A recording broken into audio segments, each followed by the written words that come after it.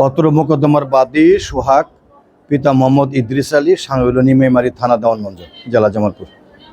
আসামি আসগর আলী এবং জাহিদুল ইসলামের বিরুদ্ধে অভিযোগ দায়ের করেন যে এই দুজন আসামি আসগর আলী এবং জাহিদুল ইসলাম বাদীর ঘরে প্রবেশ করে বাদীর মা সূর্যবানুকে জোরপূর্বক দর্শন করে। পরবর্তী সময় বাদী ঢাকা চাকরি করত। বাদী জামালপুর আসে, বাদীর মার কাছ থেকে ঘটনা শুনে পরে সোহাগ তার ছেলে এই মোকদ্দমাটা দায়ের করে। আমরা এই তদন্ত দেওয়ার জন্য তদন্তে মোকদ্দমাটা প্রমাণিত হয়ে আসে। প্রমাণিত হয়ে আসার পরে বিজ্ঞ আদালত আব্দুর রহিম সাহেব এই মোকদ্দমাটা চার্জের জন্য দিন ধার্য করে মোকদ্দমাটা চার্জ গঠন করা হয়। তৎপরবর্তী সময় আমরা প্রসিকিউশন পক্ষ বিজ্ঞ আদালতে 6 জন সাক্ষী উপস্থাপন করি এবং আসামি পক্ষ তাদের জেরা করে। তো জেরা শেষে গতকালকে এটা আর্গুমেন্টের ডেট ছিল। আমরা উভয় পক্ষ অর্থাৎ বাদী এবং আসামি পক্ষ উপস্থিত থেকে দুই পক্ষই আমরা আর্গুমেন্ট করি এবং আসামিরাও ছিল। বিজ্ঞ আদালত গতকালকেই অর্থাৎ 9/8/2026 তারিখে আসামিদের জামিন বাতিল করে জেল হাজতে পাঠিয়ে দেয়। আজকে মোকদ্দমাটা রায়ের জন্য দিন ধার্য ছিল।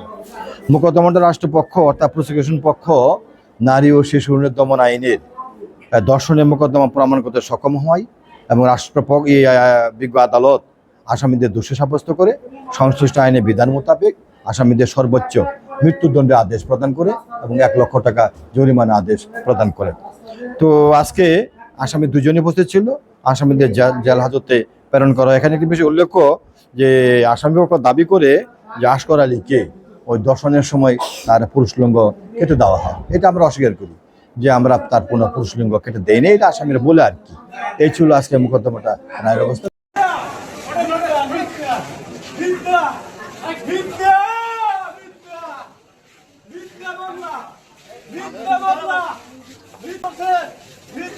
ধর্ষণ করি নাই আমি, মিথ্যা মামলা, এটা মিথ্যা মামলা, এটা মিথ্যা মামলা, এটা মিথ্যা মামলা।